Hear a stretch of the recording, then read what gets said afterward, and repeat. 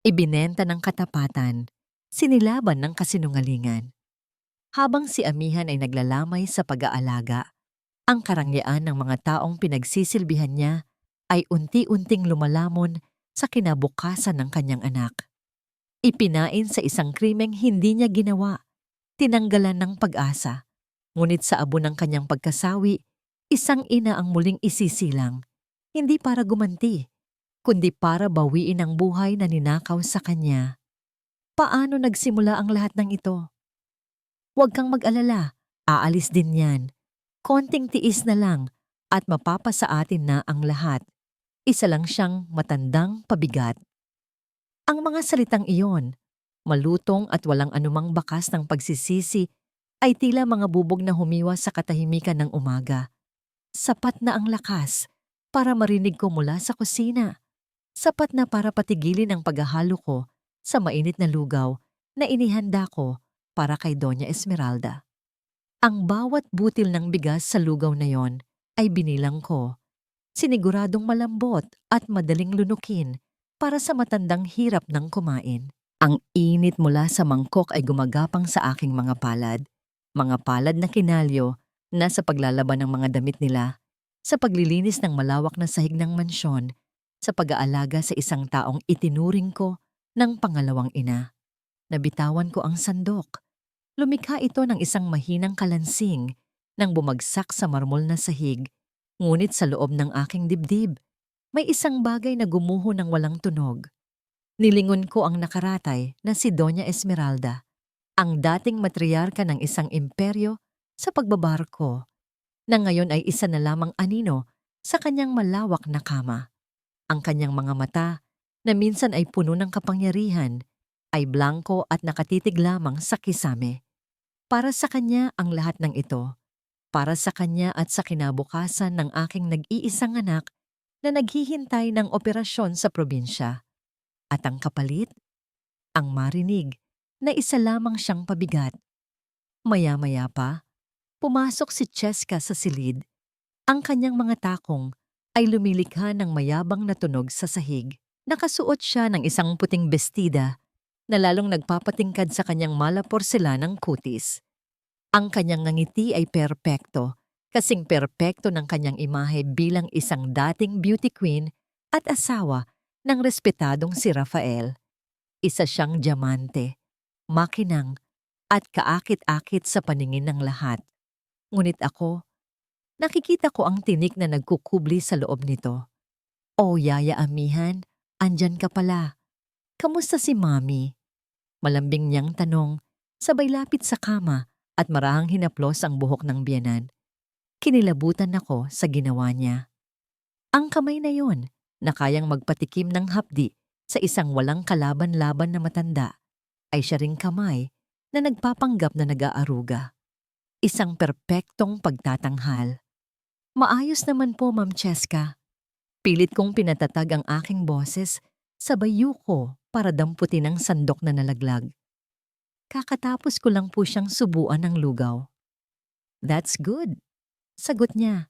Ang kanyang mga mata ay tila sinusuri ang bawat sulok ng silid na para bang may hinahanap. "Make sure she's comfortable. Darating si Rafi mamaya. You know how he gets when Mommy isn't at her best." Tumango lang ako bilang sagot. Sa loob-loob ko, gusto kong isigaw na hindi ang pisikal na kalagayan ni Doña Esmeralda ang dapat niyang ikabahala, kundi ang unti-unting pagpatay sa kanyang kaluluwa na ginagawa ng babaeng nasa harapan ko. At gaya ng sinabi niya, dumating nga si Rafael. Ang pagdating niya ay parang isang mabilis na bugso ng hangin, puno ng bango ng mamahaling pabango, ng ingay ng kumpiyansa, at ng init na matagal nang nawala sa mansyon na ito. Hinalikan niya sa noo ang kanyang ina, iniabot ang isang kahon na naglalaman ng bagong sutlang alampay, at bumaling sa asawa. "You look beautiful, my love," sabi niya kay Cheska, sabay halik sa mga labi nito. "Nag-abala ka pa, hon. Your presence is enough for Mommy." Sagot naman ni Cheska na tila isang maamong tupa. Sa maikling sandaling iyon, habang si Rafael ay masayang nagkukwento tungkol sa kanyang biyahe, nakita ko ito. Isang bahagyang paggalaw. Ang hintuturo ni Doña Esmeralda na palaging naninigas at walang buhay ay bahagyang kumibot. Isang beses, 2 beses, isang desperadong senyas na para lamang sa akin, isang lihim na pakiusap na tanging ang puso kong nakamasid ang nakaramdam. Ngunit si Rafael, sa sobrang pagtuon sa sariling mga salita, ay hindi ito napansin. Sige na, I have to go. May board meeting pa ako. Paalam niya. At sa isang iglap, nawala na ang init. Bumalik ang lamig. Naiwan kami ni na Cheska at Doña Esmeralda sa katahimikan. Nagkunwari si Cheska na inaayos ang mga unan sa likod ng kanyang biyenan. Habang ginagawa niya iyon, may kumislap mula sa kanyang leeg, ang kanyang diamanteng kwintas. At sa isang kilos na napakabilis at tila di sinasadya, nakita ko kung paano yun nahulog mula sa kanyang kamay at gumulong sa ilalim ng kama, malapit sa paanan ni Doña Esmeralda. Ngunit hindi ito pinansin ni Cheska.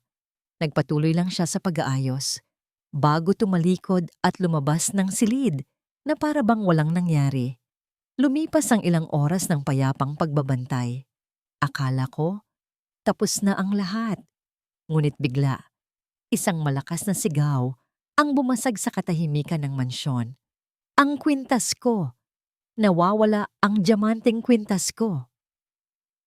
Ang sigaw ay nagmula kay Cheska.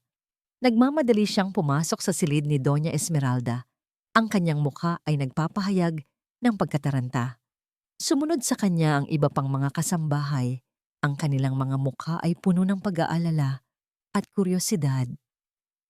Pamana pa yon sa akin ni Mommy. Hindi pwedeng mawala yon. Patuloy niyang pag-iyak, habang ang kanyang mga mata ay tila alam na alam kung saan titingin. Dahan-dahan, ang mga matang iyon ay bumaling sa akin. Ang pagkukunwaring pagkataranta ay napalitan ng isang malamig at matalim na tingin. Humakbang siya palapit. Ang bawat hakbang ay tila isang dagok sa aking dibdib. Huminto siya sa aking harapan. Ang kanyang tinig ay puno ng lason at pagkutya nang ituro niya ako. Ikaw lang naman ang kasama ni Mommy buong araw. Nasaan ang kwintas ko, magnanakaw? Ang salitang magnanakaw ay parang kulog na umalingaw-ngaw sa loob ng marangyang silid at ako ang kidlat na tinamaan nito. Nanigas ang aking buong katawan. Ang aking mga paa ay tila mga ugat na bumaon sa sahig. Sa paligid ko, ang mga kapwa ko kasambahay ay napatingin sa akin. Ang kanilang mga mata ay pinaghalong awa at takot. Awa para sa akin at takot para sa babaeng nagmamay-ari ng kanilang mga trabaho. Ano pang tinatayo-tayo ninyo dyan? Sigaw ni Cheska. Ang kanyang tinig ay tila latigo na humahagupit sa hangin. Halughugin ninyo ang mga gamit niya. Ngayon din. 2 katulong na nanginginig ang mga kamay ang lumapit sa maliit na bag na nakasabit sa gilid ng aking silid. Iyon lang ang dala-dala ko mula sa probinsya. Ang laman yon ay ilang pirasong damit, isang rosaryo, at ang kupas na litrato ng aking anak na si Maya. Ang kanyang ngiti, ang nagsisilbi kong araw sa bawat umaga. Napaluhod ako sa sahig na malamig. Hindi na alintana ang sakit sa aking mga tuhod. Gumapang ako palapit kay Cheska. Ang aking mga kamay ay nanginginig na humawak sa laylayan ng kanyang mamahaling bestida. Ma'am, pakiusap po. Nagsusumamong sabi ko. Ang aking mga luha ay nagsimula nang bumuhos na parang ulan. Wala po akong kasalanan. Wala po akong ninanakaw. May anak po akong nagkakasakit. Hindi ko po magagawa yan. Ngunit ang mukha ni Cheska ay kasing tigas ng marmol. Isang malamig na ngisi ang gumuhit sa kanyang mga labi. Huli ka na. Itigil mo na yung drama mo. Anya, sabay hablot ng kanyang damit mula sa aking pagkakahawak. At sa sandaling iyon, isang matinis na tunog ang narinig mula sa loob ng aking bag. Ang isa sa mga katulong ay nanginginig na itinaas ang kamay at sa kanyang palad, kumikinang ang diamanteng kwintas. Ang liwanag nito ay tila isang apoy na tumupok sa lahat ng aking pag-asa. Tawagin ang mga pulis, utos ni Cheska. Ang kanyang boses ay puno ng tagumpay. Habang ang lahat ay nagkakagulo, habang ang isa ay tumatawag sa telepono, isang pamilyar na tunog mula sa aking bulsa ang pumunit sa tensyon. Ang luma kong cellphone. Nanginginig kong sinagot iyon. Ang boses ng isang nurse mula sa ospital sa aming probinsya ang aking narinig. "Hello, Mrs. Amihan." Tanong ng boses sa kabilang linya. May bahid ng pag-aalangan. Tumatawag lang po ako para ipaalam. Pasensya na po talaga. Pero yung sponsor po para sa operasyon ni Maya, bigla na lang pong binawi ang lahat ng tulong pinansyal. Ang bawat salita ay tila isang suntok sa aking sikmura. Nabitawan ko ang telepono. Parang huminto ang pag-ikot ng mundo. Sa gitna ng aking panlalabo ng paningin, natanaw ko si Cheska sa isang sulok. Nakatayo siya doon, hawak ang kanyang sariling telepono. At sa kanyang mga labi, nakaguhit ang isang nangiting tila demonyo. Isang ngangiti ng lubos na kasiyahan. At sa isang iglap, naunawaan ko ang lahat. Ang kwintas. Ang pagbawi ng pondo. Hindi ito pagnanakaw. Ito ay pagpatay. Dahan-dahang pagpatay sa pag-asa ko sa buhay ng aking anak. Ito ang pangalawang sampal. Mas masakit, mas nakamamatay. Dumating ang mga pulis. Nang ipusasan nila ang aking mga kamay, hindi na ako pumalag. Wala nang lakas na natitira sa akin. Ang aking kaluluwa ay basag na. Habang kinakaladkad nila ako palabas, ang huling tiningnan ko ay ang nakasaradong pinto ng silid ni Doña Esmeralda. Sa gitna ng aking pagkasira, isang salita lang ang naibulong ko sa hangin. "Patawad po." Nasa loob na ako ng sasakyan ng pulis nang magsimulang pumatak ang ulan. Ang bawat patak sa bintana ay tila mga luhang hindi ko na kayang ilabas. Ang aking mga mata ay tuyo. Ang aking puso ay disyerto. At sa aking isipan, iisang tanong lang ang paulit-ulit na umuukil-kil. Isang tanong na walang sagot. Anak ko, paano na? Ang ulan na sumabay sa aking paglisan sa mansyon ay siya ring ulang sumalubong sa akin sa loob ng selda. Malamig, malagkit. Ang amoy ng kalawang at ng basang semento ay kumakapit sa aking damit, sa aking balat, hanggang sa umabot sa aking kaluluwa. Isinara ng isang pulis ang mabigat na bakal na pinto. Ang malakas na kalabog nito ay tila isang martilyong pumukpok sa huling pako ng aking kabaong. Dito na magtatapos ang lahat. Sa unang 2 araw, tumanggi akong kumain, tumanggi akong uminom. Umupo lang ako sa isang sulok, yakap ang aking mga tuhod, nakatitig sa kawalan. Ang bawat paghinga ay isang pasakit, isang paalala na habang ako'y narito, ang aking anak ay maaaring unti-unti nang nawawala ng oras. Si Cheska, si Rafael, ang kanilang marangyang buhay, ang aking munting si Maya. Ang mga imahe ay naglalaro sa aking isipan na parang isang sirang plaka. Sa ikatlong araw, isang pulis ang kumatok sa rehas. "May bisita ka," sabi niya sa tonong walang gana. Hindi ako kumilos. Sino ang dadalaw sa isang magnanakaw na tulad ko? "Hoy, bingi ka ba?" Sabi ko, "May bisita ka." Dahan-dahan kong itinaas ang aking paningin. Sa likod ng rehas, nakatayo ang isang pamilyar na anino. Isang matandang lalaki, kulubot na ang mga kamay, at baluktot na ang likod dahil sa mga taon ng pagmamaneho. Si Mang Lito, ang matapat na driver ng pamilya. Ang kanyang mga mata ay puno ng awa at pag-aalala. "Amihan," halos pabulong niyang sabi. Dinala ako ng pulis sa isang maliit na kwarto. Sa pagitan namin ni Mang Lito ay isang mesang bakal. "Ano po ang ginagawa ninyo rito, Mang Lito?" tanong ko. Ang aking boses ay paos dahil sa hindi pag-inom. Hindi siya sumagot agad. Sa halip, ipinatong niya sa mesa ang isang supot ng mainit na pandesal at isang bote ng tubig. Kumain ka muna, utos niya. Pinalaya na kita. Nakapagpiyansa na ako. Natigilan ako. Ang aking mga mata ay nanlaki sa pagtataka.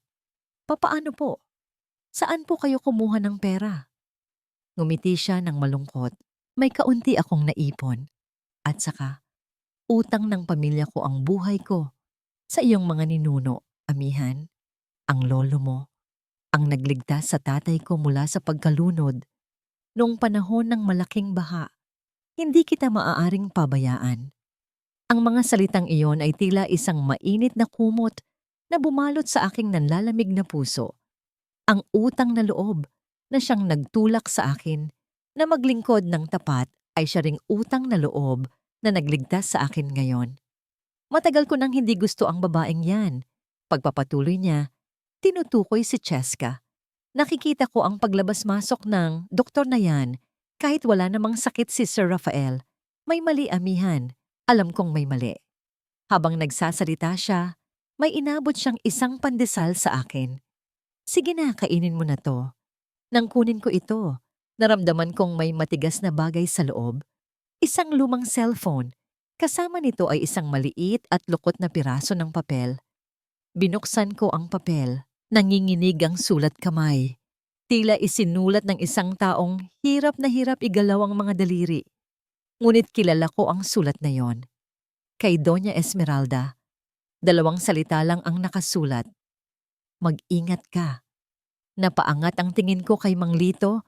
Ang aking mga mata ay puno ng mga tanong na hindi ko masabi. Paano? Ngumiti lang ulit siya. Kailangan ko nang umalis. Huwag kang mag-alala.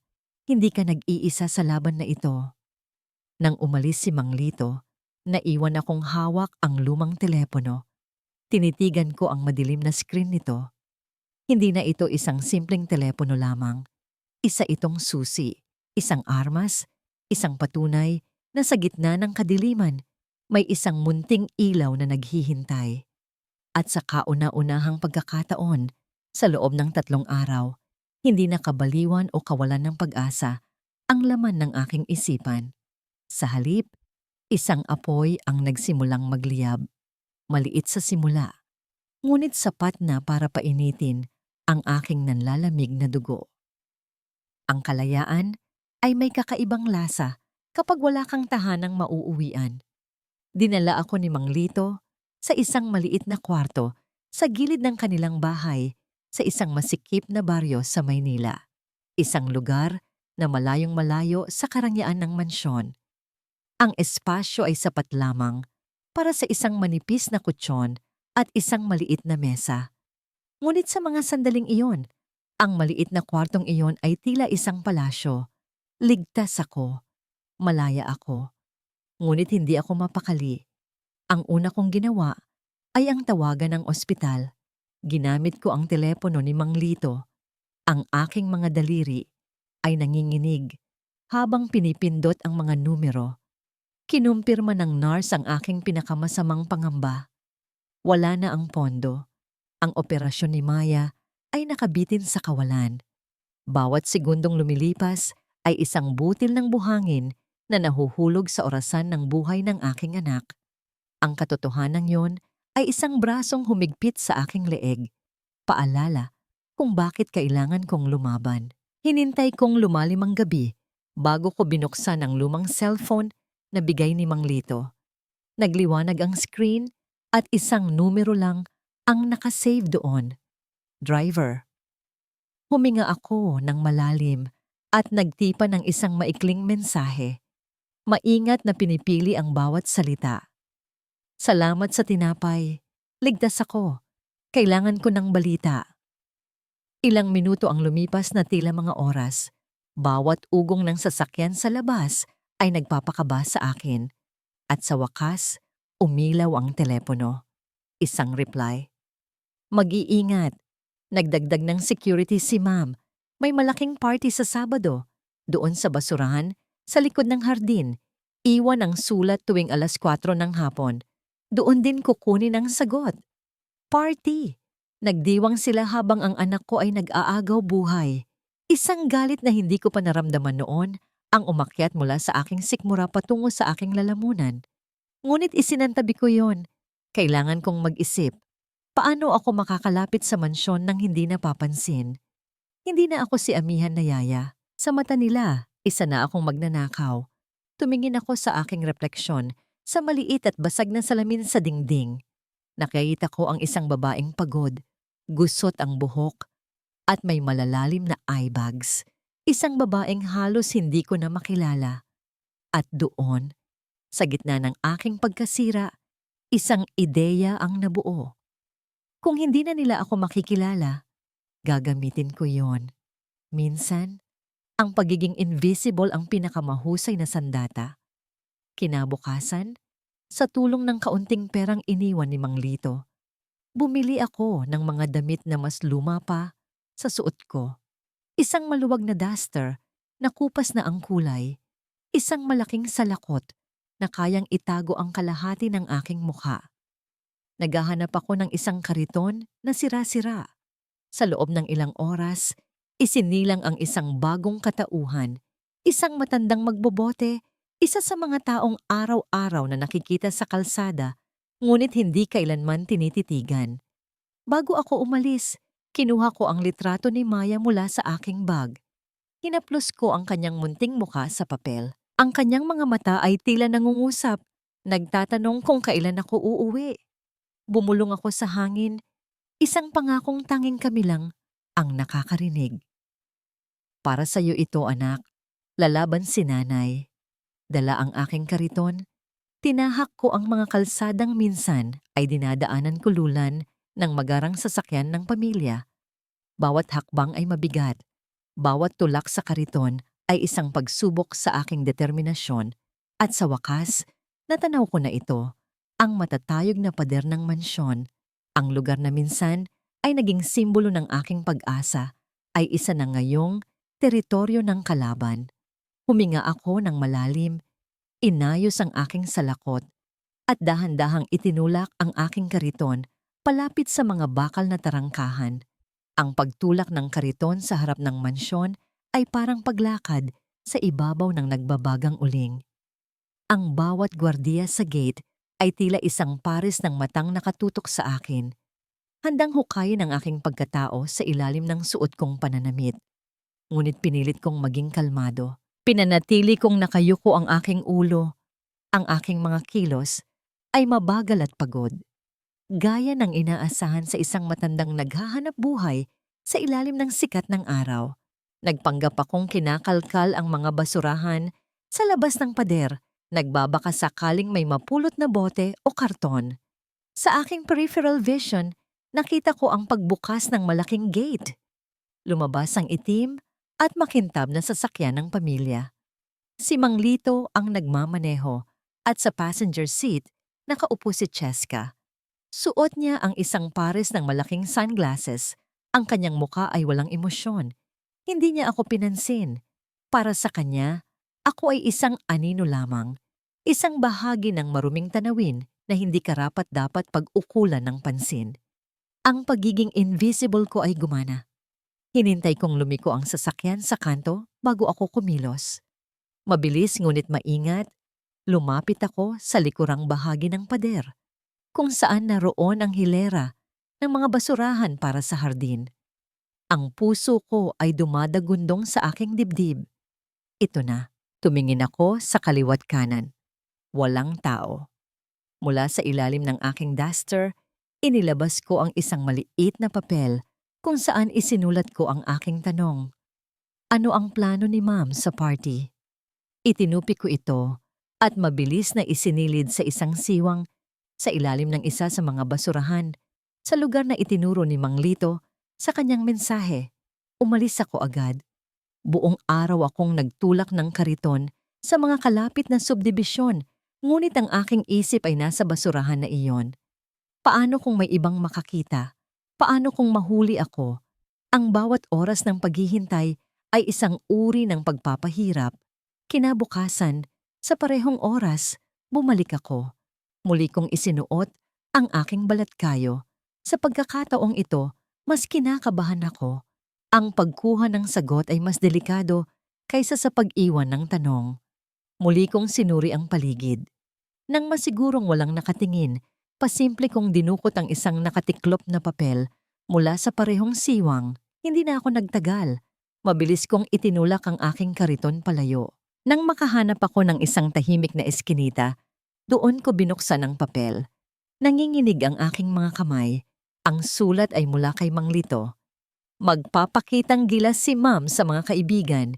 Ipapamigay ang mga lumang gamit at alahas ni Donya. Charity auction daw. Kukuha ng bagong nurse para kay Donya. Papalitan ka na raw. May ipapainom na gamot ang doktor kay Donya sa gabing iyon para tuluyan na siyang magpahinga. Bantayan mo ang bulaklak na kananga sa hardin. Ang huling pangungusap ang nagpatigil sa aking paghinga. Ang kananga. Iyon ang paboritong bulaklak ni Doña Esmeralda. Ang mga puno nito ay nakatanim mismo sa labas ng bintana ng kanyang silid. Ito ba ang senyas? Isang pahiwatig mula sa loob. Ang mga salita ni Mang Lito ay tila mga piraso ng isang masalimuot na puzzle. Charity auction, bagong nurse, gamot. Lahat ay mangyayari sa gabi ng party. Ang oras ay unti-unti nang nauubos. Naintindihan ko na. Hindi lang nila binubura ang aking alaala sa bahay na yon. Binubura na rin nila ang mismong buhay ng matanda. Tumingala ako sa langit na kulay kahel na dahil sa papalubog na araw. Isang desisyon ang nabuo sa aking isipan. Hindi ako pwedeng maghintay na lang sa mga sulat. Kailangan kong makapasok. Kailangan kong makalapit.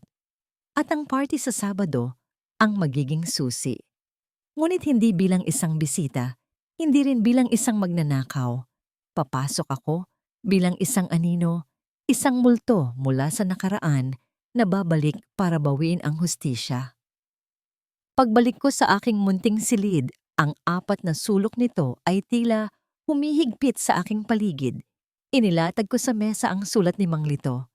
Ang bawat salita ay tila isang piraso ng yelo na tumutusok sa aking puso. Charity auction, bagong nurse, gamot. Tuluyan ng magpahinga. Ang mga salitang ito ay hindi na lamang mga babala. Sila ay isang hatol ng kamatayan na nakatakdang isagawa sa gabi ng Sabado. Wala na akong panahon. Ang aking mga mata ay muling bumaling sa huling pangungusap. Bantayan mo ang bulaklak na kananga sa hardin. Ipinikit ko ang aking mga mata at pilit na inalala ang hardin ng mansyon, ang mga puno ng kananga. Nakatayo ang mga ito sa gilid ng hardin. Ang kanilang mga sanga ay halos abot na ang bintana ng silid ni Doña Esmeralda sa ikalawang palapag. Ito ay isang imbitasyon, isang daan. Ngunit paano ako aakyat? Paano ako makakapasok nang hindi nakikita? Kinuha ko ang litrato ni Maya. Ang kanyang mga mata sa larawan ay tila nagtitiwala. Walang kamalay-malay sa panganib na kinakaharap ng kanyang ina. Hinaplos ko ang kanyang pisngi. Ang papel ay malamig. Ngunit ang pagmamahal ko para sa kanya ay isang apoy na nagbigay sa akin ng kakaibang tapang. Hindi na ito ang tapang ng isang yaya na gustong protektahan ang kanyang amo. Ito ang tapang ng isang ina na babanggain ang lahat para sa kanyang anak. Kung ang buhay ni Doña Esmeralda ang kapalit ng pag-asa para kay Maya, wala akong uurungan. Kailangan ko ng tulong mula sa loob. Muli kong kinuha ang lumang cellphone at nagtipa ng panibagong mensahe para kay Mang Lito. Mas delikado ang mensaheng ito. Hindi na ito isang simpleng pagtatanong. Ito ay isang utos. Mang Lito, sa gabi ng party, kailangan kong makapasok. Ang puno ng kananga. Huwag isara ang maliit na gate sa gilid ng hardin sa pagitan ng 8:00 hanggang 9:00. Mag-iwan ka ng lubid na nakatali malapit sa puno. Kailangan kong makaakyat. Pinindot ko ang send Nang may panginginig sa kamay, ito ay isang sugal.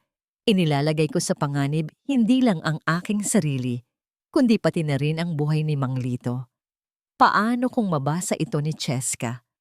Ang paghihintay sa sagot ay mas masahol pa kaysa sa unang beses. Bawat minuto ay tila isang karayom na tumutusok sa aking balat. At sa wakas, pagkatapos ng halos isang oras, umilaw ang screen. Isang salita lang ang sagot. Sige. Isang salita lang, ngunit sapat na yon. Ang plano ay nakalatag na.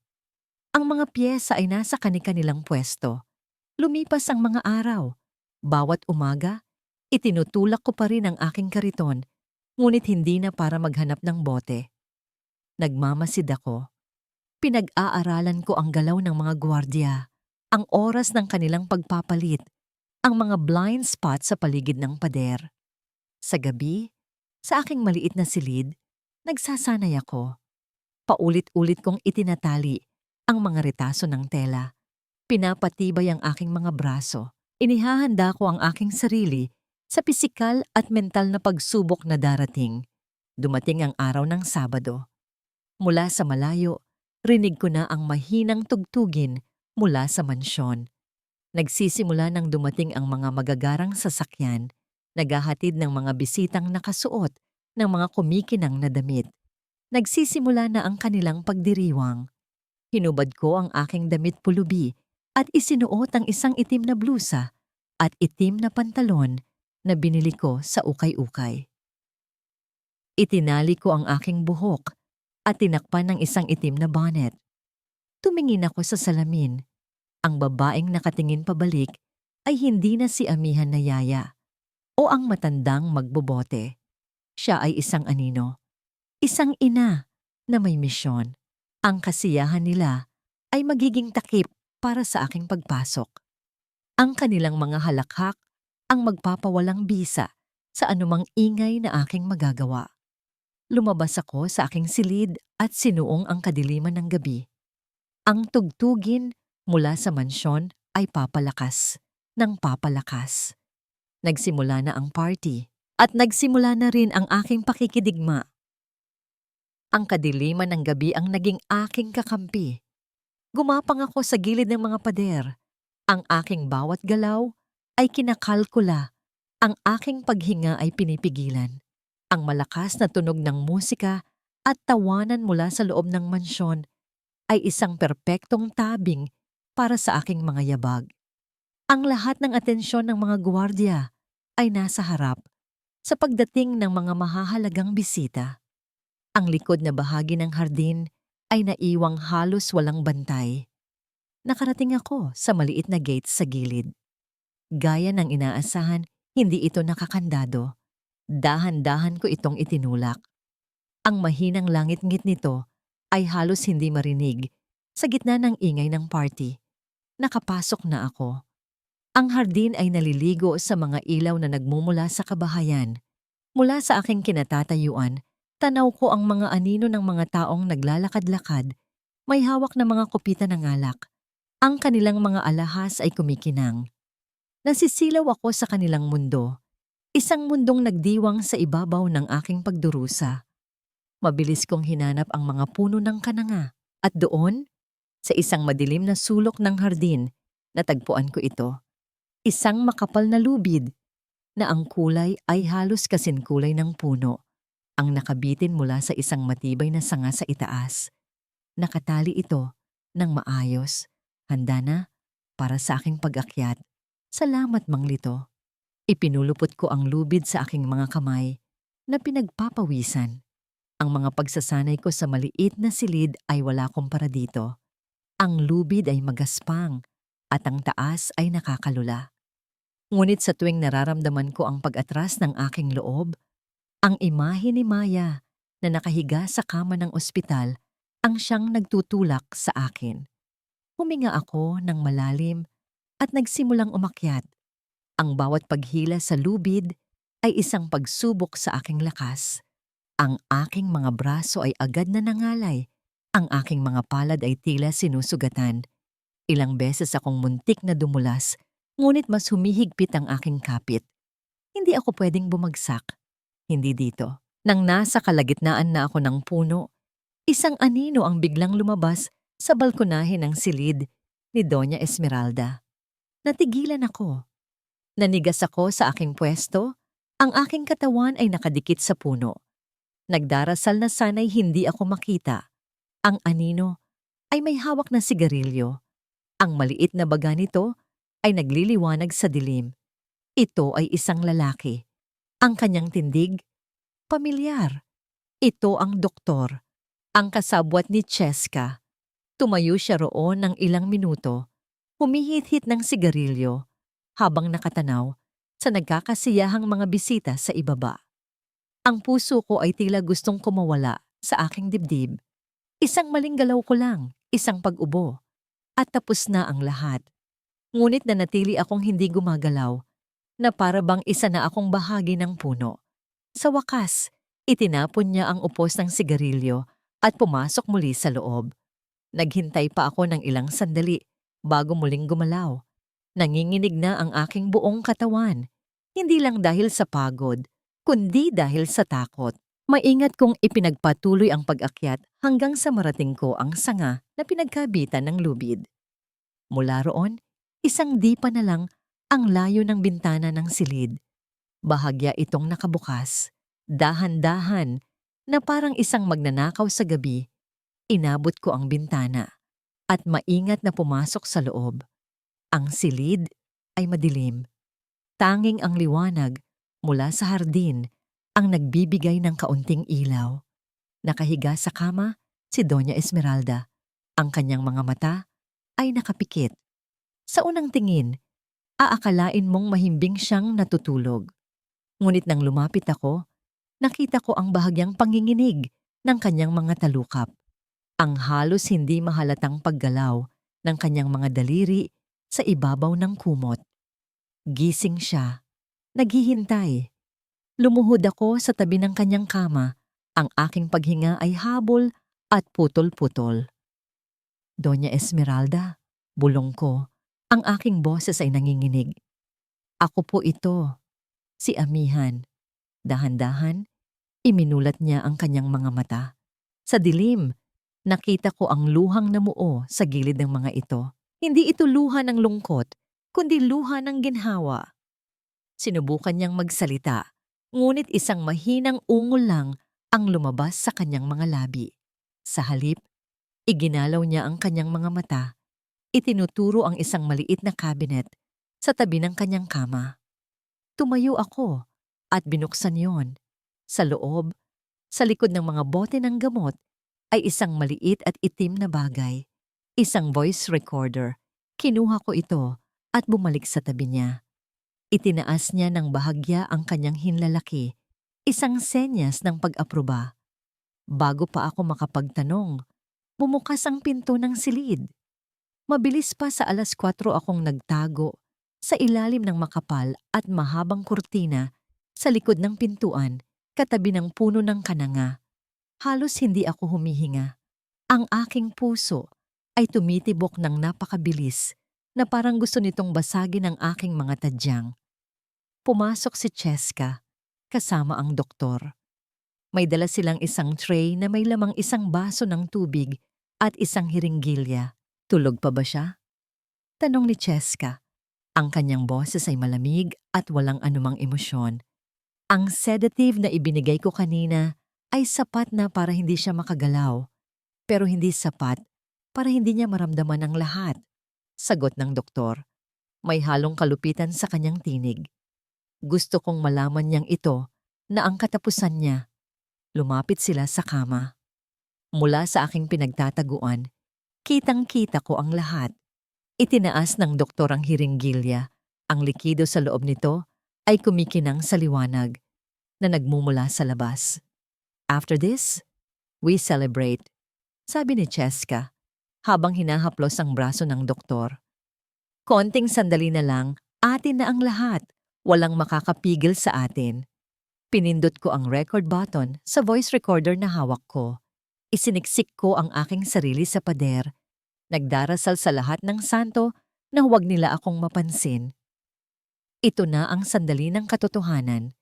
Ang bawat salita nila ay isang ebidensya. Ang bawat sandali ay isang hakbang palapit sa katotohanan o sa wakas ng lahat para sa akin.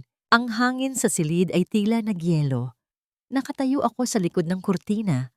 Ang aking mga daliri ay mahigpit na nakahawak sa voice recorder.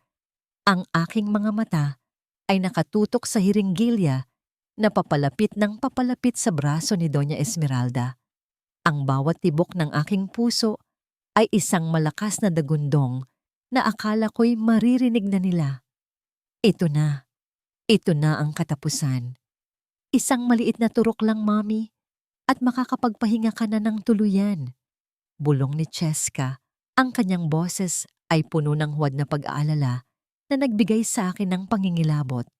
Ngunit bago pa man dumampi ang dulo ng karayom sa balat ng matanda, isang bagay na hindi inaasahan ang nangyari. Si Doña Esmeralda, ang babaeng ilang buwan ng tila isang buhay na estatwa, ay biglang gumalaw.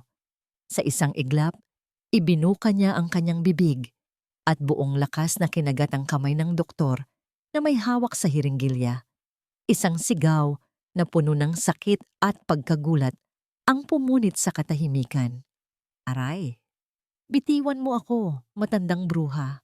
Sa pagkabigla, nabitawan ng doktor ang hiringgilya.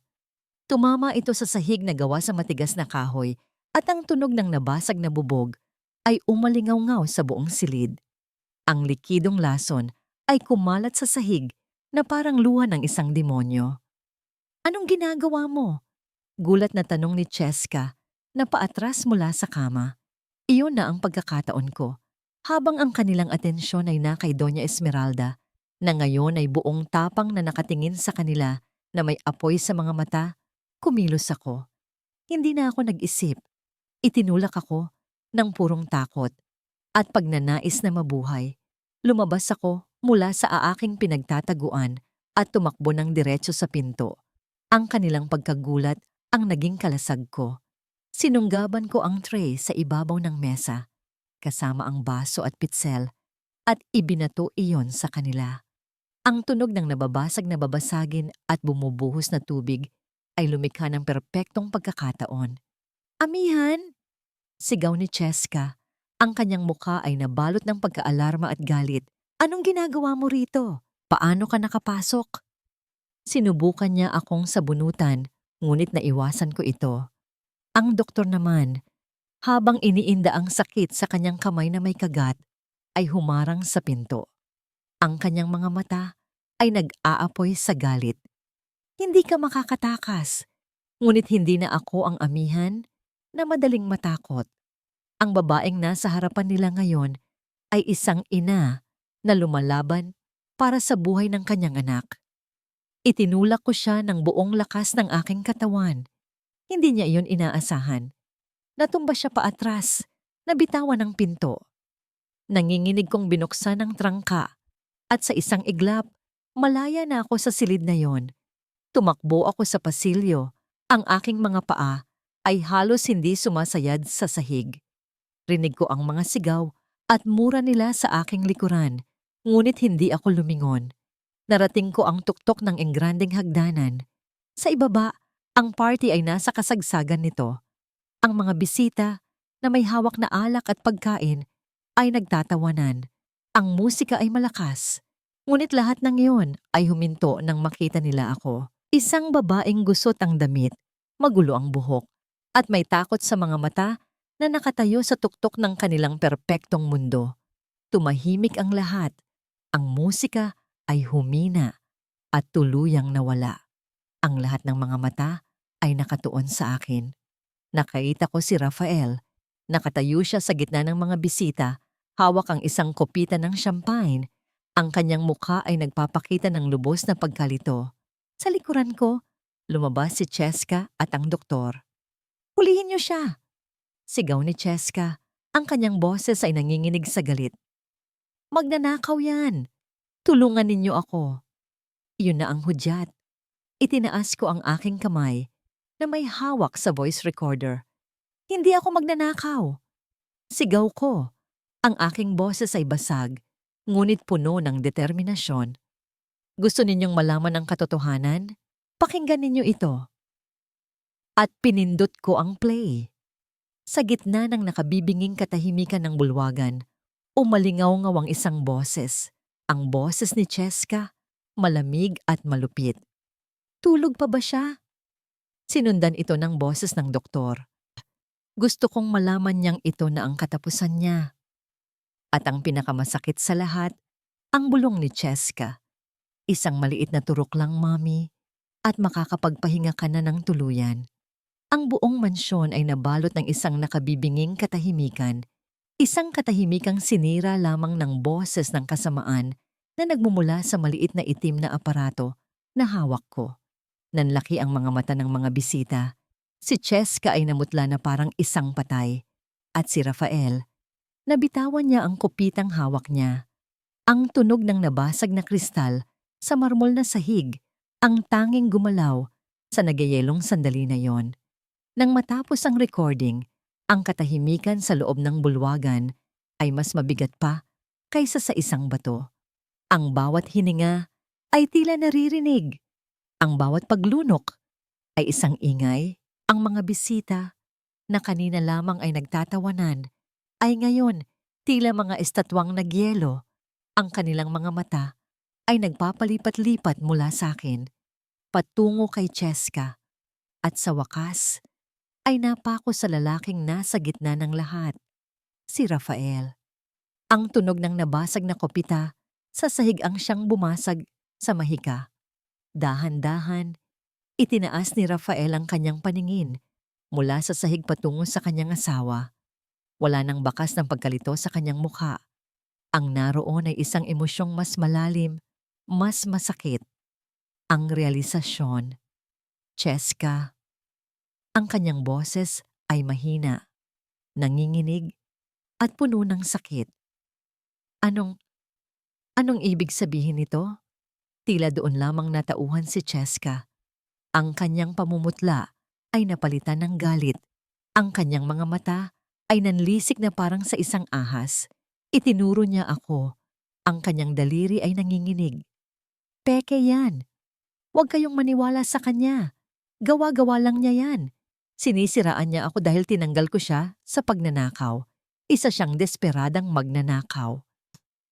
Ang kanyang mga salita ay malakas at puno ng pagkumbinsi, ngunit walang sino man sa mga bisita ang gumalaw para tulungan siya. Ang ebidensya ng kanyang sariling boses ay masyadong malinaw. Kasama mo akong nagnakaw, Cheska. Isang bagong boses ang umalingaw-ngaw, kalmado ngunit matatag. Lahat ay napalingon. Mula sa gilid, malapit sa pinto ng mga katulong, lumabas si Mang Lito. Ang kanyang uniforme ay malinis, ang kanyang tindig ay tuwid. Sa kanyang mga kamay, may hawak siyang isang brown na sobre. Mang Lito? Gulat na tanong ni Rafael. Hindi pinansin ni Mang Lito si Cheska. Ang kanyang mga mata ay nakatuon lamang kay Rafael. Pasensya na po, sir, sabi niya. Ang kanyang boses ay puno ng respeto, ngunit may diin. Matagal na po akong naglilingkod sa pamilya ninyo. Nakita ko po kayong lumaki. At hindi ko po kayang makitang niloloko kayo ng ganito. Anong ibig mong sabihin? Tanong ni Rafael. Ang kanyang boses ay naguguluhan. Sir, matagal ko na pong pinaghihinalaan ang mga kilos ni Ma'am Cheska at ng doktor na yan. Pagpapatuloy ni Mang Lito, sabay tango sa direksyon ng doktor na ngayon ay kasimputla na ni Cheska. Sinundan ko po sila at naglakas loob po akong kumuha ng isang bagay para malaman ang katotohanan. Ibinukas niya ang sobre at inilabas ang isang papel. Nagpatingin po ako sa isang kaibigan sa laboratorio. Sir Rafael, pasensya na po. Pero ang resulta ng DNA test, hindi po kayo ang ama ng batang ipinagmamalaki niyang tagapagmana ninyo. Kung ang recording ay isang sampal, ang mga salita ni Mang Lito ay isang saksak. Isang saksak na tumama hindi lang sa puso ni Rafael, kundi sa dangal ng buong angkan nila. Ang tagapagmana, ang dugo, ang lahat ay isang kasinungalingan. Doon na gumuho ang mundo ni Rafael. Ang sakit sa kanyang mga mata ay napalitan ng isang apoy na nakakapasong tingnan. Dahan-dahan siyang humakbang palapit kay Cheska. Bawat hakbang niya ay mabigat, na tila yapak ng isang higanteng nagisinging mula sa mahimbing na pagkakatulog. Sinungaling, bulong niya, at muli, mas malakas. Sinunggaling! Napaatras si Cheska. Ang kanyang tapang ay biglang naglaho na parang bula. Rafi, let me explain. Hindi totoo yan. Pakanalang nila yan. Ang anak ko? Sigaw ni Rafael. Ang kanyang boses ay umalingaw-ngaw sa buong mansyon, puno ng sakit at pagkasuklam. Pati ba naman yon? Ipinagkait mo sa akin? Ang sarili kong ina. Gusto mong patayin. Ang buong buhay ko. Ginawa mong isang malaking kasinungalingan? Sa wakas, bumagsak si Cheska. Napaluhod siya sa sahig. Ang kanyang mamahaling gown ay kumalat sa paligid niya na parang isang basahan. Nawala na ang dating beauty queen. Nawala na ang respetadong may bahay. Ang natira na lamang ay isang babaeng hubad sa katotohanan. Umiiyak at nagmamakaawa sa gitna ng mga taong dati ay hinahangaan siya. Sa gitna ng kaguluhan, may mga sirena ng pulis na nagsimulang marinig mula sa labas. May isang bisita na pala ang tumawag. Ang party ay tapos na. Ang mga asul at pulang ilaw mula sa mga sasakyan ng pulis ay nagsimulang sumayaw sa mga dingding ng bulwagan. Binabahiran ng malamig na kulay ang karangyaan ng lugar. Ang mga bisita ay tila mga langgam na nagitla. Naghahanap ng daan palabas, nagbubulungan. Dala-dala ang iskandalong mas masarap pa sa anumang putahing inihain sa gabing iyon. Sa loob ng ilang minuto, ang dating masayang bulwagan ay naging isang malungkot na eksena ng krimen, puno ng mga basag na kopita, nagkalat na pagkain, at katahimikang binasag lamang ng pag-iyak ni Cheska. 2 pulis ang umakyat sa hagdan. Hindi na nila kailangan pang tanungin kung sino ang huhulihin. Hindi niyo ako pwedeng arestuhin, sigaw ni Cheska, sinusubukang tumayo. Ang kanyang boses ay puno ng pagbabanta, ngunit ang kanyang mga mata ay puno ng takot. Hindi niyo ba ako kilala? Asawa ako ni Rafael. Ngunit ang pangalan ni Rafael ay wala ng bigat. Ang doktor, na nakatayo sa isang sulok, ay tahimik na lamang na itinaas ang kanyang mga kamay para magpaposas. Tinanggap na niya ang kanyang pagkatalo. Si Cheska naman ay nagpumiglas, nagwawala, hanggang sa 2 babaeng pulis ang umalalay sa kanya pababa. Habang kinakaladkad siya palabas, ang kanyang mga mata ay naghahanap ng isang taong tutulong sa kanya. Ngunit ang tanging nakita niya ay ang mga matang mapanghusga ng lipunang minsan ay sinamba siya. Nang mawala na sila at ang mga huling bisita ay nakaalis na, ang naiwan na lamang sa bulwagan ay ako, si Rafael at si Mang Lito na nakatayo sa gitna ng abo ng isang nagbabagang apoy. Dahan-dahan, ibinaba ko ang voice recorder. Ang aking mga braso ay nanghihina. Ang aking buong katawan ay nanginginig sa wakas. Tapos na. Si Rafael ay nanatiling nakatayo sa gitna ng sahig, nakatingin sa kawalan. Tila isang malaking puno na tinamaan ng kidlat. Nakatayo pa, ngunit patay na sa loob. Pagkatapos ng ilang sandali ng nakabibinging katahimikan, dahan-dahan siyang lumingon sa akin. Ang kanyang mga mata ay pula at puno ng luhang hindi na kayang pigilan. Humakbang siya palapit sa akin.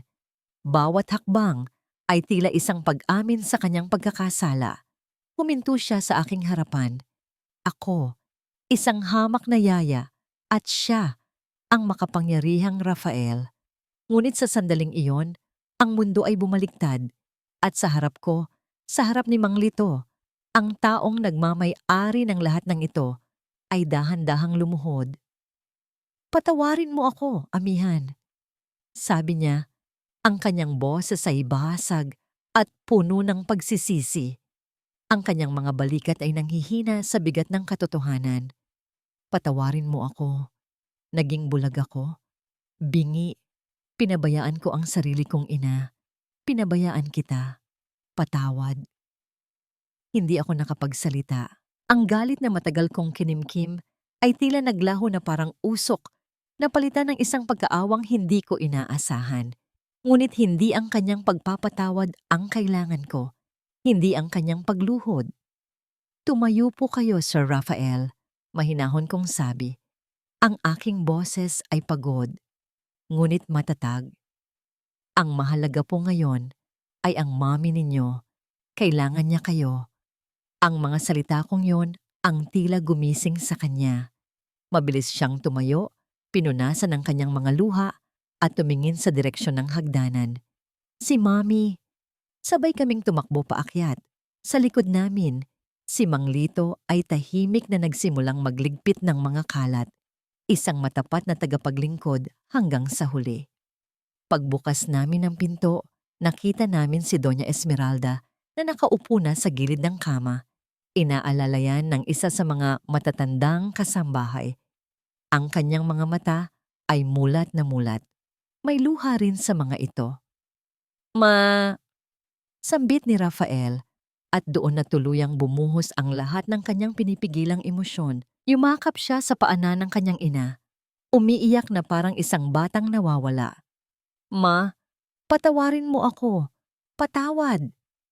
Itinaas ni Doña Esmeralda ang kanyang nanginginig na kamay at marahang hinaplos ang buhok ng kanyang nag-iisang anak. Wala pa ring salitang lumalabas sa kanyang bibig, ngunit ang kanyang mga mata ay nagsasabi ng lahat, ng sakit, ng pagmamahal, at ng pagpapatawad. Nakatayo ako sa gilid, isang tahimik na saksi sa muling pagbubuklod ng mag-ina. Sa wakas, tapos na ang laban. Ngunit habang pinagmamasdan ko sila, isang imahe ang muling sumagi sa aking isipan, ang ngiti ng aking anak. Ang tunay na laban ko ay hindi pa tapos. Tila nabasa ni Rafael ang aking iniisip. Humiwalay siya sa kanyang ina, tumingin sa akin, at kinuha ang kanyang telepono. Kailangan ko ng pinakamahusay na surgeon, sabi niya sa kausap sa kabilang linya. Ang kanyang boses ay hindi na nag-aalinlangan. Puno na ito ng awtoridad at determinasyon. Kahit magkano, kailangan siyang maoperahan. Ngayon din, lumipas ang ilang linggo. Ang mansyon na dating puno ng tensyon at kasinungalingan ay unti-unting napuno ng isang bagong uri ng katahimikan. Isang katahimikang may kasamang paghilom. Ang mga dating kasambahay na naging sunod-sunuran kay Cheska ay isa-isang pinalitan ni Rafael ng mga bagong mukha. Mga taong may ngiti sa labi at tunay na malasakit. Ang mga mabibigat na kurtina ay pinalitan ng mas magagaan. Hinahayaang pumasok ang liwanag ng araw sa bawat sulok ng bahay. Si Doña Esmeralda, sa tulong ng mga pinakamahusay na therapist, ay nagsimulang magpakita ng mga himala. Ang kanyang pananalita ay unti-unting bumabalik. Paunti-unting mga salita sa simula, hanggang sa nakabuo na siya ng mga buong pangungusap. Ang kanyang mga paa at kamay ay nagsimula na ring magkaroon ng lakas. Bawat maliit na tagumpay, ang paghawak niya sa kutsara, ang pagtayo niya mula sa wheelchair, ay isang malaking selebrasyon para sa aming lahat. At ako? Hindi na ako si Yaya Amihan. Itinuring ako ni Rafael na bahagi ng pamilya. Ibinigay niya sa akin ang isa sa pinakamalalaking kwarto sa mansyon, ngunit mas pinili ko ang isang maliit na silid na malapit kay Doña Esmeralda. Ang pag-aalaga sa kanya ay hindi na isang trabaho. Ito ay isang tungkulin ng puso. Ang pinakamalaking himala sa lahat ay dumating sa pamamagitan ng isang tawag mula sa Maynila. Ang operasyon ni Maya ay naging matagumpay. Ang mga salitang yon mula sa doktor ay tila musika sa aking pandinig. Isang awit na nagpawi sa lahat ng sakit at pagod na aking dinanas. Hindi na ako naghintay pa. Sa tulong ni Rafael, isang private plane ang naghatid sa akin pabalik sa aking probinsya. Ang bawat minuto sa himpapawid ay tila isang kawalang hanggan. At nang sa wakas ay masilayan ko ang aking anak sa recovery room, ang lahat ng lakas na ipinakita ko Sa loob ng mga linggong iyon, ay biglang naglaho. Napaluhod ako sa tabi ng kanyang kama at umiyak ng umiyak. Mga luhang matagal kong kinimkim, mga luha ng pasasalamat, ng ginhawa, at ng purong pagmamahal. Hinaplos niya ang aking buhok gamit ang kanyang munting kamay. Nanay, mahina niyang sabi, bakit ka po umiiyak? Okay na po ako. Ang kanyang mga salita ang nagbigay sa akin ng kapayapaan. Nang bumalik kami sa Maynila, dinala ni Rafael si Maya sa mansyon. Ang dating malungkot na bahay ay biglang napuno ng halakhak ng isang bata. Si Maya, sa kanyang pagiging inosente at masayahin, ang naging araw na nagbigay liwanag sa aming lahat. Naging paborito siyang apo ni Doña Esmeralda. Madalas, nakikita ko silang dalawa sa hardin. Ang isa ay nagkukwento at ang isa naman ay masayang nakikinig sa ilalim ng mga puno ng kananga. Isang hapon, habang nagkakape kami ni Rafael sa veranda, bigla siyang nagsalita. Amihan, sabi niya, hindi makatingin ng diretso sa akin. Wala akong mukhang maihaharap sa'yo. Ang lahat ng perang nawala dahil kay Cheska, ang kahihiyan. Wala yon kumpara sa kahihiyang nararamdaman ko sa tuwing naiisip ko ang ginawa ko sa'yo at kay Mami. Tapos na po yon, Sir Rafael. Mahinahon kong sagot. Hindi. Pagpipilit niya. Hindi pa. Kailangan kong itama ang mga pagkakamali ko. Kaya, naisip kong ibenta ang kumpanya. Magsisimula ako ulit. Ngunit bago yon, gusto kong gawing isang bagay na makabuluhan ng bahay na ito. Isang bagay na magbibigay parangal sa kabutihan mo. Tumingin siya sa akin. At sa unang pagkakataon, nakita ko ang isang bagong Rafael.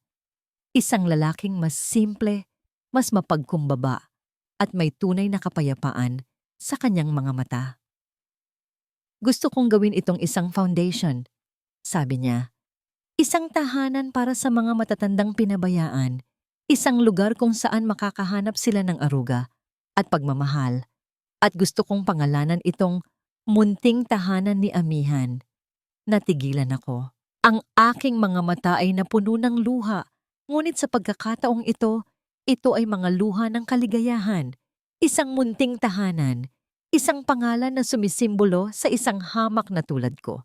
Ito ay higit pa sa anumang kayamanang maibibigay niya. Ito ay pagkilala. Ito ay paggalang. Ito ay ang simula ng isang bagong kabanata, hindi lang para sa akin, kundi para sa aming lahat. Dumating ang araw ng pagbubukas ng munting tahanan ni Amihan. Ang dating malamig at nakakatakot na mansyon ay nagbagong anyo. Ang matataas na bakod na bakal ay pinalamutian ng mga makukulay na banderitas. Ang malawak na hardin na dati ay saksi sa mga lihim na krimen ay ngayon puno na ng mga mesa at upuan kung saan ang mga matatandang inabandona ng kanilang mga pamilya ay masayang nagkukwentuhan. Abalang-abala ako sa kusina. Tinitiyak na ang bawat putahe ay perpekto. Kare-kare, adobo, at ang paboritong lugaw ni Doña Esmeralda. Lahat ay niluto ng may pagmamahal. Habang naghihiwa ako ng mga sahog, narinig ko ang boses ng news anchor mula sa maliit na radyo sa gilid. Hinggil sa kaso ng dating beauty queen na si Cheska, hinatulan siya ng habambuhay na pagkakabilanggo kaninang umaga dahil sa kasong frustrated parricide at estafa. Ayon sa mga ulat, ang kanyang inaasahang yaman ay napatunayang galing sa nakaw at wala ni isa man sa kanyang mga dating kaibigan ang dumalo sa paglilitis. Tumigil ako sandali. Tiningnan ko ang aking mga kamay, ang mga kamay na dating pinagbintangan niyang nagnakaw. Wala akong naramdamang tuwa o pagdiriwang sa kanyang pagbagsak. Ang naramdaman ko lang ay isang malalim na awa. Sa kanyang paghahangad na angkinin ng lahat, nawala sa kanya ang tunay na mahalaga, ang kalayaan at ang pamilya. Pinatay ko ang radyo, tapos na ang kabanatang yon ng buhay namin. Lumabas ako sa hardin. Ang hangin ay sariwa at amoy bulaklak. Nakita ko si Rafael sa entablado. Hawak ang mikropono. Iba na ang kanyang tindig. Wala na ang yabang ng isang mayaman. Ang naroon ay ang simpleng dignidad ng isang taong natuto sa kanyang mga pagkakamali. Ang bahay na ito, panimula ni Rafael, ang kanyang boses ay nanginginig sa emosyon, ay itinayo noon gamit ang semento at bakal para ipakita ang yaman ng aming pamilya. Pero naging hungkag ito, naging malamig. Tumingin siya sa akin mula sa malayo.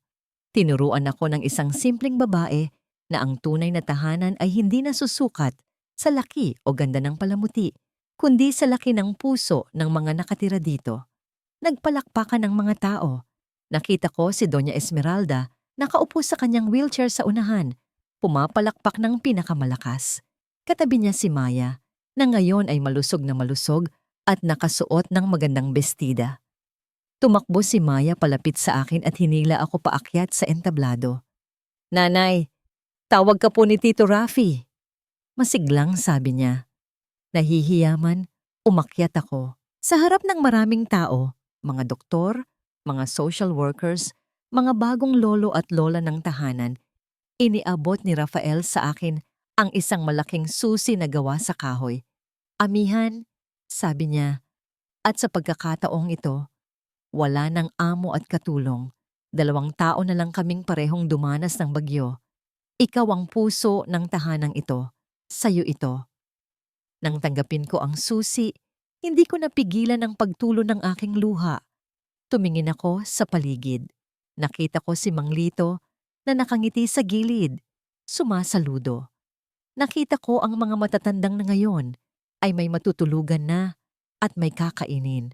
At nakita ko ang aking anak na may kinabukasan ng naghihintay. Nang matapos ang seremonya at nagsiuwian na ang mga bisita, naiwan kaming 4 sa ilalim ng puno ng kananga. Ang araw ay palubog na, kinukulayan ng ginto ang langit. Masaya ako, amihan. Basag ni Doña Esmeralda sa katahimikan. Ang kanyang pagsasalita ay halos tuwid na. Inabot niya ang aking kamay at ipinatong sa kanyang pisngi. Ang pagmamano na ngayon ay puno ng pantay na pagmamahal. "Ako rin po, Donya," sagot ko. Tumingin si Rafael sa akin. Sa kanyang mga mata, may isang tanong, isang posibilidad ng pag-ibig. Alam kong pwede. Alam kong kung gugustuhin ko, pwede akong maging higit pa sa tagapamahala ng foundation na ito. Pero tiningnan ko si Maya na naglalaro sa damuhan. Tiningnan ko ang payapang mukha ni Doña Esmeralda. Buo na ako. Hindi ko kailangan ng asawa o ng prinsipe para kumpletuhin ako. Ang pagmamahal na nahanap ko, ang pagmamahal sa sarili, sa anak, at sa kapwa, ay sapat na. Ngumiti ako kay Rafael, isang ngiti ng pasasalamat at pagkakaibigan. Naintindihan niya iyon. Tumango siya at ngumiti pabalik. "Salamat," bulong niya. Humipa ng hangin, dala ang bango ng bulaklak ng kananga. Napapikit ako at huminga ng malalim. Wala na ang bigat sa aking dibdib. Wala na ang takot. Ang natira na lang ay ang pangakong bukas. Gigising ako hindi para pagsilbihan ng iba dahil sa takot o utang, kundi para maglingkod dahil sa pagmamahal. Ito ang aking tagumpay. Ito ang aking tahanan. Lumipas ang 5 taon. Ang mga puno ng kananga sa hardin ay mas yumabong at mas tumaas. Ang kanilang mga sanga ay tila mga kamay na yumayakap sa langit. Ang dating amoy ng mamahaling pabango at pagkukunwari sa loob ng mansyon ay napalitan na ng natural na halimuyak ng mga bulaklak at amoy ng bagong lutong tinapay mula sa kusina. Nakatayo ako sa balkonahe ng aking opisina. Ang kwartong dati ay silid ni Cheska na ngayon ay sentro ng operasyon ng foundation. Nakasuot ako ng isang simpleng asul na bestida, hindi na uniforme ng katulong kundi damit ng isang direktora. Mula dito, tanaw ko ang buong munting tahanan. Nakikita ko ang mga matatandang nagtatawanan habang naglalaro ng chess sa ilalim ng mga puno. Nakikita ko ang mga volunteer na masayang nakikipagkwentuhan sa kanila. Kahapon nakatanggap kami ng balita mula sa piitan. Si Cheska ay pumanaw na dahil sa komplikasyon sa kidney. Namatay siya ng mag-isa sa kanyang selda. Walang dumalaw, walang humawak sa kanyang kamay. Nang marinig ko yon, inasahan kong makakaramdam ako ng tuwa o hustisya. Ngunit ang tanging naramdaman ko ay kapayapaan. Isang tahimik na pagbitaw. Ipinagdasal ko ang kanyang kaluluwa kagabi, hindi bilang isang kaaway, kundi bilang isang ligaw na nilalang na biktima rin ng sarili niyang kasakiman. Ang galit ay isang lason na matagal ko nang iniluuwa. Nanay, napalingon ako sa boses na yon. Si Maya, na ngayon ay isa ng dalagita, ay tumatakbo palapit sa akin. Hawak niya ang kanyang card mula sa eskwelahan, ang kanyang muka ay nagniningning sa tuwa. Top isa po ulit ako sa klase. Masaya niyang balita. Niyakap ko siya ng mahigpit. Ang batang dati ay nakaratay sa ospital at muntik ng bawian ng buhay dahil sa kasakiman ng iba. Ngayon ay puno ng pangarap at sigla. Siya ang aking pinakamalaking tagumpay. Siya ang aking buhay. Sa likuran ni Maya, nakita ko si Rafael na naglalakad, akay-akay si Doña Esmeralda. Ang matanda ay mahina na at puti na ang buhok, ngunit ang kanyang mga mata ay buhay na buhay. Wala na siyang bakas ng pagiging istrikta. Isa na lamang siyang mapagmahal na lola. Congratulations, Maya! Bati ni Rafael, sabay abot ng isang regalo. Nagkatinginan kami ni Rafael. Sa mga nagdaang taon, naging matalik kaming magkaibigan. Walang namuong relasyon sa pagitan namin higit sa paggalang at pagtitiwala. At iyon ang mas mahalaga sa akin. Natutunan niyang maging ama hindi sa dugo, kundi sa gawa. Para sa lahat ng mga ampon ng foundation, bumaba ako para salubungin sila. Ang hangin ay umihip, dala ang matamis na amoy ng kananga. Tumingala ako sa langit, makulimlim, mukhang uulan. Dati, ang ulan ay nagdadala sa akin ng takot. Takot na walang masilungan, takot na mabasa ang mga gamit, takot sa lamig ng gabi. Ngunit ngayon, habang nararamdaman ko ang unang patak ng ulan sa aking pisngi, napangiti na lamang ako. Ang ulan ay hindi na simbolo ng luha o paghihirap. Ito ay tubig na nagpapayabong sa mga puno, naglilinis ng lupa, at nagbibigay ng bagong buhay. Ako si Amihan. Dati, isa akong hangin na nagpapadala lamang sa direksyon ng iba. Ngayon, ako ay isa ng matatag na puno. May malalim na ugat, may matibay na sanga, at may lilim na handang kumalinga sa sino mang nangangailangan. Ang bagyo ay lumipas na, at sa wakas, nandito na ang kapayapaan. At diyan, nagtatapos ang kwento ni Amihan, isang patunay na pagkatapos ng pinakamalakas na bagyo, laging may sisibol na bagong pag-asa at ang tunay na tahanan ay hindi natatagpuan sa yaman, kundi sa kapayapaan ng puso. Sa inyong lahat na matiyagang nakinig at sumabay sa bawat luha at tagumpay ni Amihan, hanggang sa huling sandali, taos puso po akong nagpapasalamat. Hindi naging madali para sa akin na isulat ang kwentong ito.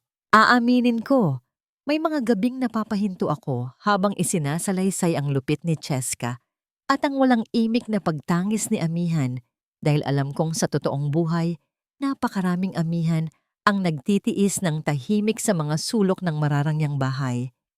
Ang kwentong ito ay hindi lamang katang-isip. Ito ay hango sa mga kwento ng sakripisyo ng bawat inang handang lunukin ang sariling dignidad para lamang mabuhay ang kanyang anak. Nais kong ipaalala sa inyo na ang pagpapatawad ay hindi kahinaan. Tulad ng bulaklak ng kananga na mas humahalimuyak kapag ito ay napipisa, ang puso ni Amihan ay mas naging wagas matapos ang lahat ng sakit. Siya ang nagturo sa atin na ang pinakamatamis na higanti ay hindi ang pagganti ng masama sa masama, kundi ang pagpili na maging masaya at payapa sa kabila ng lahat. Pero bago tayo maghiwalay, may isang tanong na gusto kong iwan sa inyo at gusto kong maging tapat kayo. Kung kayo ang nasa katayuan ni Amihan, magagawa niyo rin bang patawarin si Rafael sa kabila ng kanyang pagkukulang? O kaya niyo bang ipagdasal ang kaluluwa ng isang taong umapi sa inyo tulad ni Cheska? I-comment ninyo sa ibaba ang inyong mga saloobin dahil gusto kong marinig ang inyong kwento. At kung naantig ang inyong puso ng ating kwento ngayong araw, huwag sanang kalimutang i-like at i-share ang video na ito para mas marami pa tayong maabot na puso at mabigyan ng pag-asa. Hanggang sa muli nating pagkukwentuhan, baunin ninyo ang aral ng kananga. Manatiling mabango kahit ang mundo ay mapait. Maraming salamat at paalam.